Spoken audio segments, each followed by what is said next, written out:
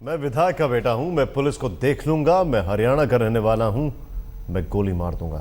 कुछ ऐसी धमकी उस लड़की को बदमाशों ने दी जिसने छेड़खानी का विरोध किया। मामला पुलिस तक पहुंचा तो केस वापसी के आरोप भी लगने लगे। उन्होंने कमेंट्स करने शुरू करे। उन्होंने सबसे पहले आके बॉटल मेरे सर पे फोड़ी है। मुझे ये बोला कि मैं हरियाणा से हूँ, मेरे पास गन है और मैं गन से तुझे शॉट कर सकता हूँ अभी। इस लड़की के इल्जाम जितने गंभीर हैं, उसके साथ हुई वारदात उससे भी ज्यादा डरावनी और दिल दहला देने वाली। दिल्ली जैसे शहर में इस लड़की ने जो कुछ देखा, जाना और झेला, वो आपको भी झकझोर कर रख देगा। वाकया एक रात पहले दिल्ली के संत नगर इलाके का है, जब ये लड़की अपने दोस्तों के साथ पार्टी से घर लौट रही थी। लेकिन जैसे ही इसका सामना 3 बदमाश लड़कों से हुआ, वो समझ गई कि उनके इरादे नेक नहीं हैं। पहले तो लड़कों ने छेड़खानी शुरू कर दी और लड़की ने विरोध किया तो सर पर बियर की बोतल फोड़ डाली। वहाँ पे कुछ लड़के बैठे थे, उन्होंने हूटिंग करनी शुरू करी, उन्होंने कमेंट्स करने शुरू करे, जिस पे हमने रिएक्ट करा क्योंकि हम उसे बार बार नहीं, क्योंकि ये पहली बार नहीं हुआ था। वो लड़के हमेशा लड़कियों को देख के हूटिंग करते हैं। और उसके बाद ये बात हुई है कि जैसे ही हमने उस चीज़ पे रिएक्ट किया है तो उन लोगों ने हमें गाली देनी शुरू किया। उसके बाद वो बहुत अग्रेसिव हुए। उन लोगों ने 3 लड़कों को अंदर से बुलाया। वो लोग हमारी तरफ दौड़ते हुए आए। उनके पास बॉटल्स थी 2 बियर की खाली। जैसे ही उनको मैंने भागते अपनी तरफ देखा, मैं गेट के अंदर गई, जो कॉलोनी का गेट है। उन्होंने कॉलोनी का गेट खोला है, वो अंदर आए हैं, बिना कुछ पूछे, बिना कुछ सुने। उन्होंने सबसे पहले आके बॉटल मेरे सर पे फोड़ी है। लड़की बुरी तरह डर चुकी थी, कहीं से कोई मदद का अता पता नहीं था। आपके साथ सदैव वाली दिल्ली पुलिस की गश्त भी कोसों दूर थी।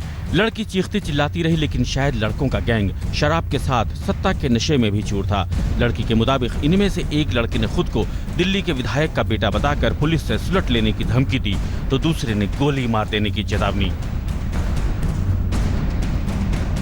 मैंने कहा कि मैं कॉप्स को बुलाऊंगी, तो उनमें से एक लड़के ने मुझे कहा कि मैं एमएलए का लड़का हूँ, तू अगर पुलिस के पास भी जाएगी तो भी वो तेरा कुछ नहीं कर सकते। उसके बाद ये हुआ कि एक लड़के ने मुझे ये बोला कि मैं हरियाणा से हूँ, मेरे पास गन है और मैं गन से तुझे शॉट कर सकता हूँ अभी। कितने लड़के थे टोटल? वो 4 से 5 लड़के थे। और क्योंकि मेरे सामने 3 लड़के मेरे सामने खड़े थे, वो मुझे लगातार मार रहे थे। नशे में वो लड़के नशे में थे, तभी वो इतना अग्रेसिव हो सकते हैं, तभी आप किसी को मार भी सकते हो। उनके हाथ में बियर की बॉटल्स भी थी। लड़की डरी सहमी घर पहुंची तो पुलिस को फोन घुमाया गया और इसके बाद शुरू हुई सिस्टम की लाल फीताशाही का दौर। पहले तो थाने के चक्कर और फिर अस्पताल में मेडिकल। रात इसी अफरा तफरी में गुजरी और अगले दिन सुबह लड़की के मुताबिक पुलिस ने उन पर दबाव बनाना शुरू कर दिया कि केस तो वापस लेना होगा।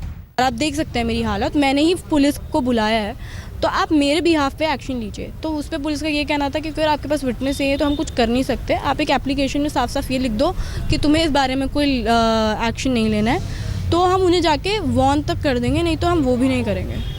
उस बिना पे हम वार्न कर देंगे ऑफ द रिकॉर्ड्स। सवाल ये उठता है कि आखिर दिल्ली में लड़कियां कब महफूज होंगी और पुलिस इनकी सुरक्षा पर गंभीर कब होगी। लड़की के आरोप के मुताबिक अगर वारदात में विधायक का बेटा शामिल था तो मसला और संगीन हो जाता है। सीसीटीवी फुटेज के बावजूद पुलिस अभी तक किसी आरोपी की पहचान नहीं कर पाई है और इधर लड़की किसी और अनहोनी के साए में जी रही है। अनुज मिश्रा, दिल्ली आज तक।